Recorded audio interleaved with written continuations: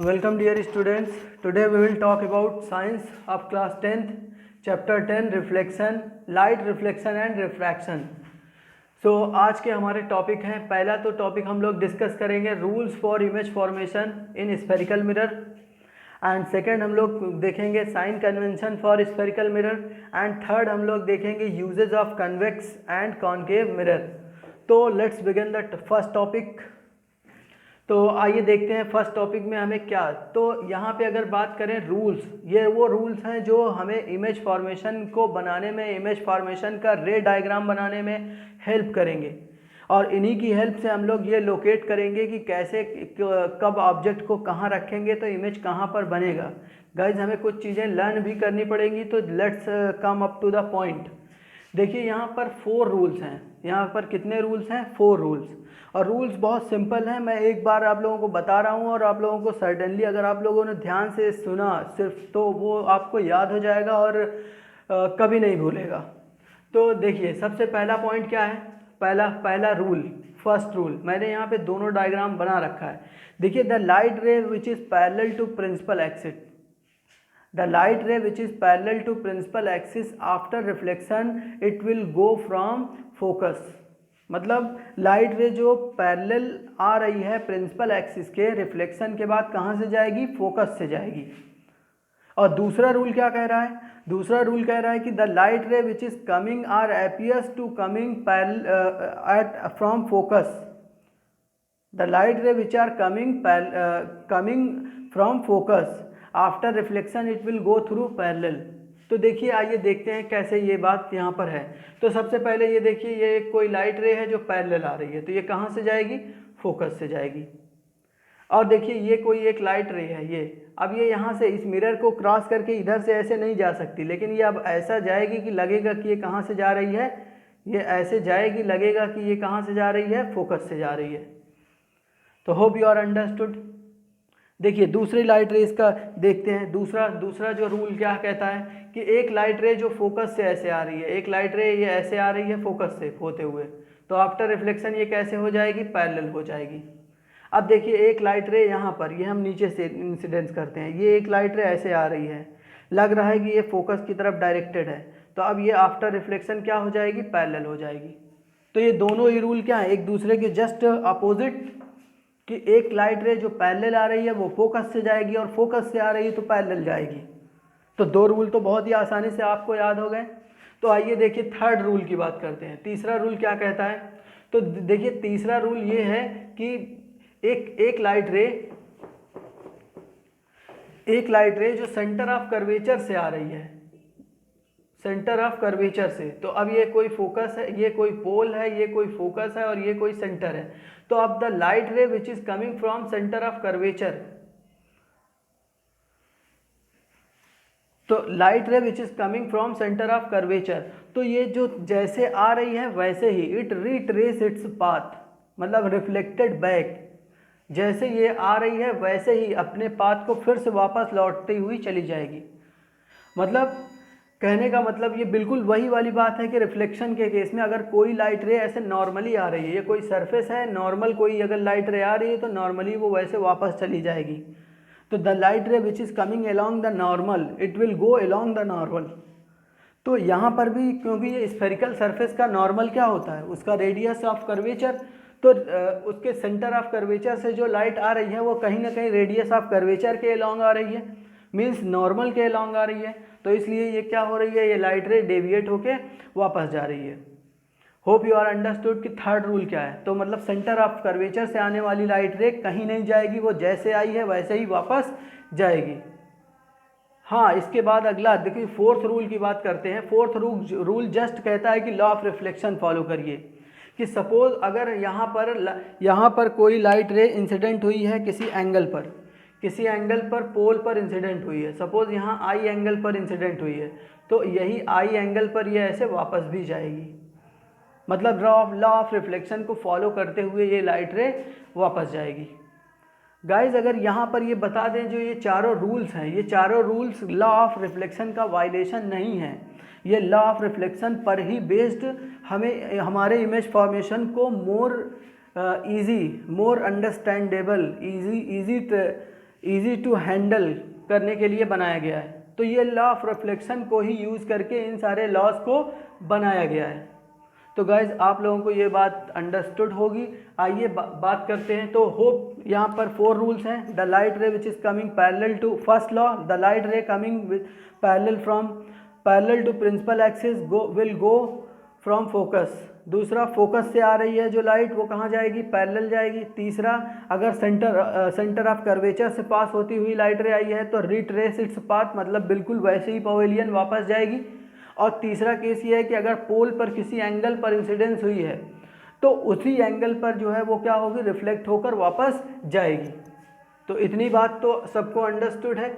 आइए देखते हैं सेकंड पॉइंट, साइन कन्वेंशन। यहाँ पर अब साइन कन्वेंशन किसको फॉलो किया जाता है? तो गाइज अगर आप लोगों ने कोऑर्डिनेट ज्योमेट्री का आइडिया है, coordinate geometry, Cartesian coordinate system आप लोगों ने पढ़ रखा है तो ये आपको बहुत हेल्प करेगा। फिर भी मैं यहाँ पर आप लोगों को कुछ पॉइंट वाइज चीज़ें बताता हूँ। देखिए यहाँ पर जितनी भी डिस्टेंसेस होती हैं वो सब मेज़र की जाती हैं फ्रॉम पोल, मतलब पोल को हम एज अ ओरिजिन कंसिडर करते हैं। ये देखिए मैंने यहाँ लिख भी दिया है कि we are considering pole as a origin, मतलब all distances should be measured from pole. तो सारी डिस्टेंसेस कहाँ से मेजर की जाएंगी, पोल से मेजर की जाएंगी।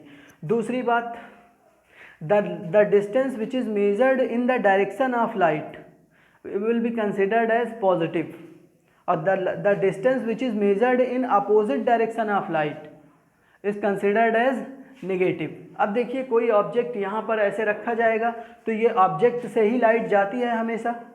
मिरर के पास लाइट कहाँ से आएगी, ऑब्जेक्ट के पास से आएगी। तो अब ऑब्जेक्ट ये है तो लाइट की डायरेक्शन ये हो गई, मतलब ये डायरेक्शन पॉजिटिव हो गई। तो लेकिन ये डायरेक्शन कहाँ से, पोल से। पोल से अगर लाइट की डायरेक्शन में मेज़र करेंगे तो वो क्या हो जाएगा, पॉजिटिव, और अगर लाइट के अपोजिट में मेज़र करेंगे तो क्या हो जाएगा, नेगेटिव। तो इस केस में अगर ऑब्जेक्ट को कहीं पर भी रखेंगे तो ये ऑब्जेक्ट की डिस्टेंस हमेशा ही क्या होने वाली है, नेगेटिव होने वाली है। ओके, और इमेज की डिस्टेंस में भी पॉजिटिव नेगेटिव हो सकती है डिपेंडिंग अपॉन सिचुएशन। तो 2 रूल्स क्लियर हुए। पहले तो हम लोग ओरिजिन किसको मानते हैं, पोल को मानते हैं, pole is considered as origin. और दूसरी बात यहाँ पर हम लोग क्या सपोज कर रहे हैं कि लाइट की डायरेक्शन को पॉजिटिव मानते हैं। The all distances measured in the direction of light will be considered as positive and all the distances measured in opposite direction of light will be considered as negative. और यहीं पर अगला point अगर हम लोग बात करें, पॉइंट नंबर थर्ड रूल, वो वर्टिकल डिस्टेंस के लिए है कि the distance which is measured above the principal axis will be considered as positive. तो जो डिस्टेंस प्रिंसिपल एक्सिस के ऊपर मेजर की जाएगी, अब ये डिस्टेंस भी कहाँ से, पोल से ही मेजर की जाएगी। तो the distance which is measured above the principal axis वो क्या होगी, positive, and below the principal axis वो क्या होगी, निगेटिव। और यही वो है कि जब रियल इमेज बनता है तो रियल इमेज डाउनवर्ड बनता है, मतलब ये प्रिंसिपल एक्सिस के नीचे बनता है, इसलिए वो निगेटिव होती है। रियल इमेज की हाइट क्या होती है, निगेटिव, जबकि वर्चुअल इमेज की हाइट क्या होती है, positive. So hope you are understood कि ये बात क्या बता रहे हैं। तो ये तो रही साइन कन्वेंशन की बात। आइए आगे थर्ड पॉइंट पर डिस्कस करते हैं, uses of convex and concave mirror. अब देख लेते हैं कि कन्वेक्स और कॉनकेव मिरर को कहाँ कहाँ यूज़ किए जाते हैं। तो गाइज जनरली ये कन्वेक्स मिरर डाइवर्जिंग मिरर होता है, ये आने वाली लाइट को फैलाने का काम करता है। जबकि कॉनकेव मिरर क्या होता है, कॉनकेव मिरर ये लाइट को मिलाने का काम करता है, इसलिए इसको कन्वर्जिंग मिरर बोलते हैं। और एक बात ये आपको बता दूं कि ये कन्वेक्स के साथ हमेशा पॉजिटिव वर्ड जुड़ा है, कन्वेक्स वर्ड के पास पॉजिटिव वर्ड जुड़ा है, और कॉनकेव वर्ड के साथ नेगेटिव वर्ड जुड़ा है। मतलब कन्वेक्स की फोकल लेंथ क्या होगी, पॉजिटिव, कॉनकेव की फोकल लेंथ क्या होगी, नेगेटिव। अब ये देखिए क्यों होगा, कैसे होगा, इसके पीछे रीज़न है, मैं बता दे रहा हूँ। जैसे ये कन्वेक्स है ना, कन्वेक्स मिरर है ये, तो अब देखिए इसका फोकस कहाँ है, ये है। तो पोल से हम कुछ डिस्टेंस पर जा रहे हैं ना, यहाँ से पोल से हम लोग इतनी डिस्टेंस पर जा रहे हैं, और वो भी किधर, लाइट की डायरेक्शन में, इसलिए पॉजिटिव हो गया। ऐसे ही अगर यहाँ कॉनकेव है, देखिए ये कॉनकेव है, ये पोल है, यहीं से तो डिस्टेंस मेजर करना है, ऑब्जेक्ट कहाँ होगा, यहाँ होगा, लाइट ऐसे यहाँ से आएगी। तो अब देखिए यहाँ अपोजिट डायरेक्शन में जा रहे हैं ना, इसलिए इसकी फोकल लेंथ क्या हो गई, निगेटिव, और इसकी फोकल लेंथ क्या हो गई, पॉजिटिव। अब गाइज ये चाहे लेंस हो चाहे मिरर हो, अभी हम लोगों को लेंस भी पूरा पढ़ना है। तो लेंस में अगर हम लोग देखेंगे तो ये कन्वेक्स वर्ड कहीं भी दिखा तो इसकी फोकल लेंथ क्या हो जाएगी, इसकी फोकल लेंथ, इसकी पावर, सब कुछ क्या हो जाएगी, पॉजिटिव। अगर यही कॉन्केव दिखा तो इसकी फोकल लेंथ और इसकी पावर सब कुछ क्या होगी, निगेटिव। तो ध्यान रखिए इन सब बातों का। आइए इसके यूजेस पर बात करते हैं। तो यूजेस ऑफ कन्वेक्स मिरर, अगर यूजेस ऑफ कन्वेक्स मिरर की बात करें तो ये कन्वेक्स मिरर का एक बहुत ही इंपॉर्टेंट यूज़ ये है कि ये it is used as a side mirror. ये किसकी तरह यूज़ होता है, साइड मिरर की तरह। जो मोटर गाड़ी होती है, व्हीकल्स होती हैं, उनकी साइड मिरर में इसी का यूज़ होता है। क्यों साइड मिरर? अब देखिए ये बहुत कॉमनली आस्क्ड क्वेश्चन है कि why convex mirror is used as a side mirror. Plane mirror क्यों नहीं यूज़ करते या फिर कॉन्केव मिरर क्यों नहीं यूज़ करते? तो रीज़न क्या है कि कॉन्केव मिरर तो उल्टा इमेज बनाता है तो उसका यूज़ कर नहीं सकते।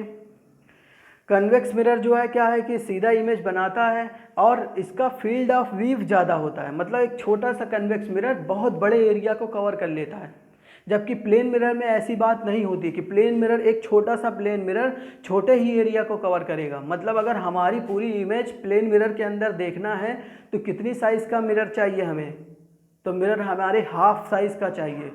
मीन्स अगर 2 मीटर के ऑब्जेक्ट का हमें इमेज देखना है तो 1 मीटर का मिरर चाहिए, और वो भी स्पेशल पोजीशन पर अरेंजमेंट करना होगा, तब जाकर हम इमेज को देख पाएंगे। अदरवाइज क्या होगी, प्रॉब्लम होगी कि कुछ पार्ट दिख रहा है ऑब्जेक्ट का, कुछ पार्ट नहीं दिख रहा है। तो कन्वेक्स मिरर का क्या है कि फील्ड ऑफ व्यू बहुत ज़्यादा होता है, इसलिए इसका यूज़ साइड मिरर होता है। तो ये रीज़न भी आपको अंडरस्टूड है। आइए नेक्स्ट बात करते हैं। It is used in spy and vigilance. देखिए जो स्पाई लोग होते हैं, जो लोगों के बारे में खुफिया जानकारी इकट्ठा करते हैं या लोगों पर नज़र रखते हैं, तो उन लोगों द्वारा ये यूज़ होता है। वो लोग इसको यूज़ करते हैं। कैसे यूज़ करते हैं? एक छोटा सा कन्वेक्स लेंस बहुत सारे ऑब्जेक्ट को दिखा देता है। तो अब जिस ऑब्जेक्ट को किसी भी पर्टिकुलर रीजन पर क्या विजिलेंस करना है, तो वो क्या करते हैं, वहाँ पर एक छोटा सा मिरर फिक्स करते हैं हर जगह, वो अपने रिक्वायर्ड प्लेसेस पर। तो जहाँ जहाँ पर भी वो देखना चाहते हैं उसको उस तरीके से वो मिरर में देखकर उन सारे ऑब्जेक्ट और उन सारे लोगों पर नज़र रखते रहते हैं। जनरली शॉपिंग मॉल और शॉप्स में ये बहुत कॉमनली यूज़ होता है। वहाँ पर एक शॉपकीपर जो है अपने काउंटर पे बैठ करके सभी लोगों को देखता रहता है मॉल्स में। आफ्टर ऑल अभी इन सारी चीज़ों को सीसीटीवी ने रिप्लेस कर दिया है, फिर भी आज भी ये यूज़ हो रहा है। आगे बात करते हैं। It is used as a reflector in street light. तो स्ट्रीट लाइट में क्या होता है, ऐसे लाइट लगी होती है और उस लाइट का काम होता है पूरे रोड पर फैलाना। तो स्ट्रीट लाइट जो है क्या करती है, लाइट वहाँ पर लाइट को फैलाना होता है, और जहाँ कहीं भी लाइट को फैलाना होता है वहाँ पर हम लोग किसका यूज़ करते हैं, कन्वेक्स मिरर का एज अ रिफ्लेक्टर। और हाँ, जहाँ मिलाना होगा वहाँ पर हम कॉन्केव मिरर का यूज़ करेंगे। तो होप यू आर अंडरस्टूड कि क्या बात बताई जा रही है। आगे it is used as a divergent device. मतलब वही कि जहाँ लाइट को फैलाना होगा वहाँ हम इसका यूज़ करेंगे, और जहाँ मिलाना होगा वहाँ पर इसका यूज़ करेंगे। आइए देखते हैं इसका। देखिए तो पहले तो इसके बहुत सारे निक नेम हैं। इसी को मेकअप मैन्स मिरर बोलते हैं, इसी को सेविंग मिरर बोलते हैं, इसी को डेंटिस्ट मिरर बोलते हैं। क्यों? क्योंकि ये तीनों लोग इस मिरर का यूज़ करते हैं अपने अपने यूजेस के लिए। सेविंग के लिए यूज़ करते हैं, मेकअप मैन्स इसे पिंपल के लिए, पिंपल्स और डार्क स्पॉट इन सब चीज़ों को हटाने के लिए करता है। डेंटिस्ट टूथ को देखने के लिए, मतलब बेसिकली डेंटिस्ट लोग अपने लिए इनको भी यूज़ करते हैं। तो रीज़न क्या है कि जब ये कन्वेक्स मिरर बहुत पास रखा जाता है तो ये मैग्नीफाइड इमेज बनाता है, और मैग्नीफाइड इमेज में चीज़ों को क्लियरली देखा जा सकता है, तो इसलिए यूज़ होता है ये। क्योंकि ये, अब देखिए, shaving mirror, dentist mirror, makeup man's mirror, ये तो 3 यूजेस हो गए।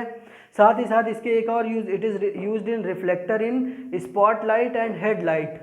स्पॉटलाइट एंड हेडलाइट में भी ये एज अ रिफ्लेक्टर यूज़ होता है, और साथ ही साथ ये as a convergent device use होता है, और ये सोलर कुकर में भी रिफ्लेक्टर यूज़ होता है, और as a reflector in telescope, जो न्यूटन ने टेलीस्कोप बनाई थी, reflecting telescope using concave mirror.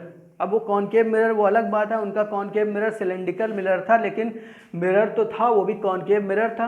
अब ये कॉन्केव मिरर में भी स्फेरिकल हो सकता है, सिलेंड्रिकल हो सकता है। तो guys hope you are understood कि कॉन्केव मिरर के क्या यूजेस हैं और कन्वेक्स मिरर के क्या यूजेस हैं। Thanks for watching.